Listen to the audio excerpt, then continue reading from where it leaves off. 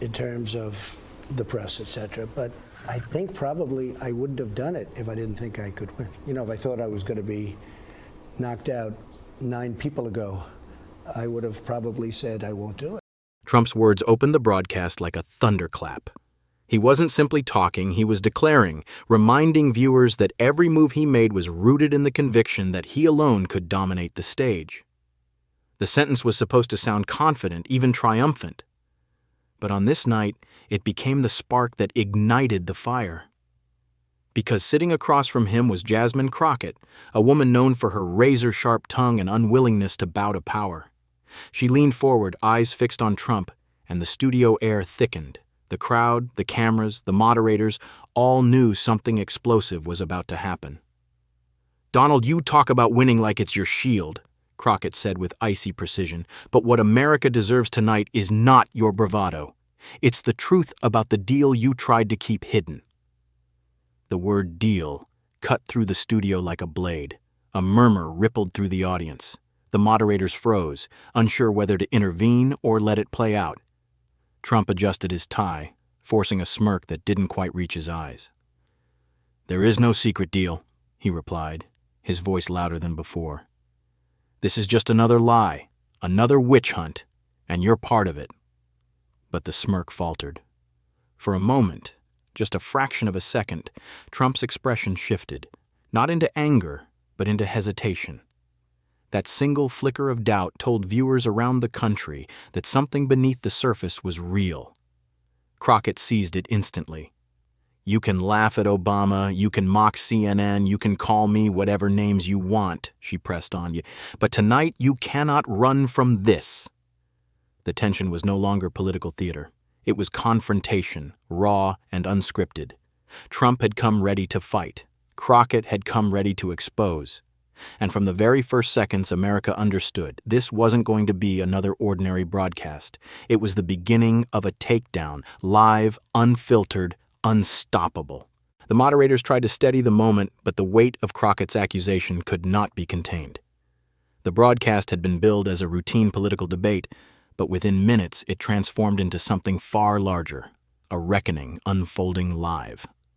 Trump leaned back in his chair, crossing his arms as if daring her to continue. His supporters in the audience cheered, but their voices couldn't drown out the sharpness in Crockett's tone. She wasn't speaking only for herself.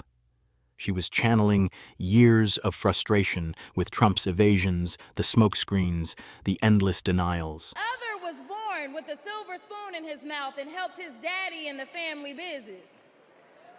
Housing discrimination, that is. The words landed like a hammer. Crockett didn't hesitate to frame Trump as the child of privilege, someone who rose not through grit but through advantage tainted with scandal. The audience gasped, the studio lights glared, and suddenly the conversation was no longer abstract.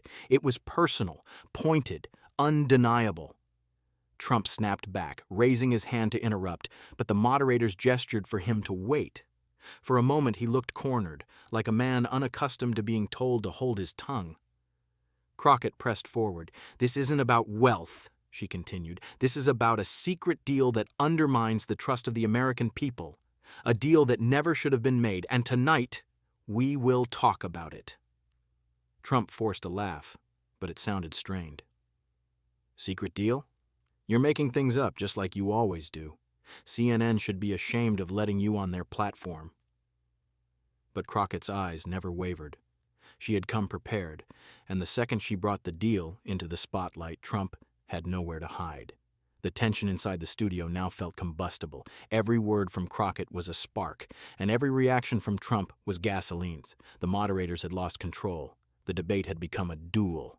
Crockett raised her voice, cutting through the noise of applause and jeers. "Donald, you can call me names, you can hide behind distractions, but you cannot erase the truth. The deal you made wasn't about policy. It was about protecting yourself, no matter the cost to this country."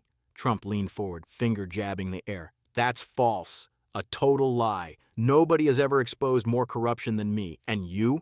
You're nothing but a low IQ person who doesn't even belong on this stage." A new person named Crockett. I watched her speak the other day. She's definitely a low IQ person. The insult hung heavy in the air. The audience erupted, some laughing, others booing.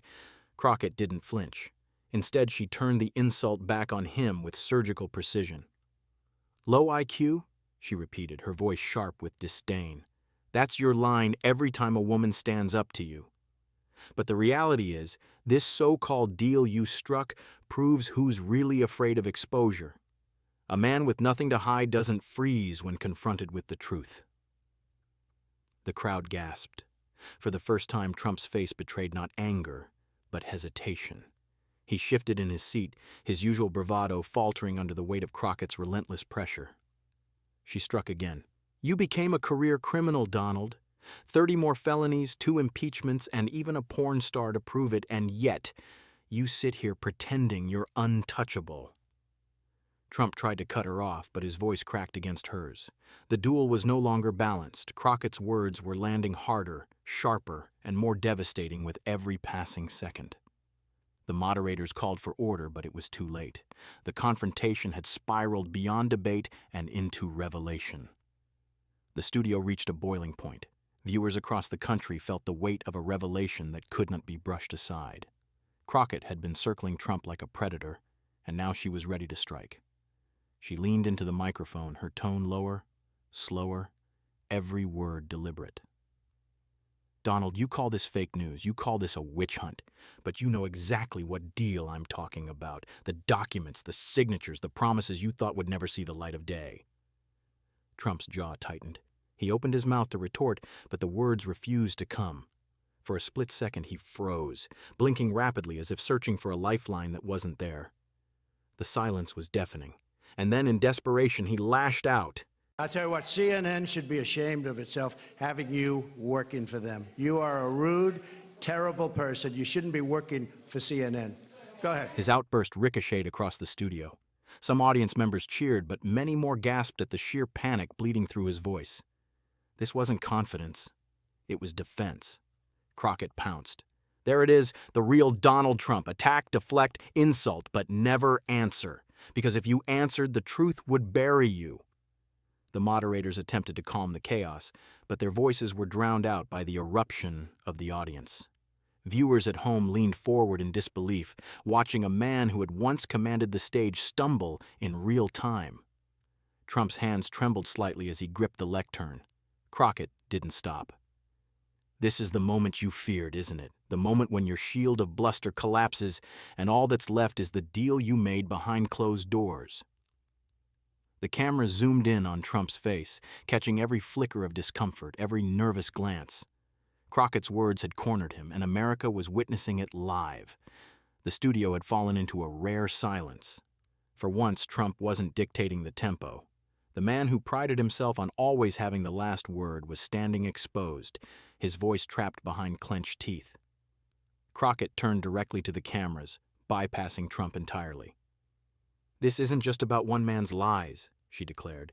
"It's about a system that protects secrecy, deception, and deals that betray the people who put their faith in democracy." Her words rolled like thunder, impossible to ignore. She reminded the audience of every past scandal, every evasion, every time Trump had mocked accountability. This time, she said, there would be no escaping. Trump tried one final retort, his voice shaking with anger. "You don't know what you're talking about. You're a disgrace, and this country is tired of your games." But Crockett cut him off, her tone sharper than ever. Engaging in a conversation where we have a president of the United States who has no idea about the oath that he just took on January 20th tells me everything that I need to know. He didn't even have good sense enough in that same interview to say something as simple as, "Yes, I will follow the Constitution." The line struck like lightning. The audience erupted in cheers and gasps. Crockett had not only exposed the alleged deal, she had questioned the very core of Trump's legitimacy, his oath, his understanding of the Constitution. For a moment, the camera lingered on Trump's face, frozen, his silence louder than any rebuttal. Millions watching at home recognized it instantly, the image of a man cornered, a man outplayed. Crockett's voice softened, but the steel never left it. "America deserves better than shadows and secrets. Tonight, the truth spoke louder than the lies. And now, it's up to the people to decide whether they'll keep tolerating the games or finally demand the honesty they've been denied. The broadcast ended not with applause, but with a roar. Voices in the audience shouting, clapping, demanding answers. Social media lit up within seconds, hashtags exploding, clips replaying. And Donald Trump, the master of spectacle, had been left speechless on live television.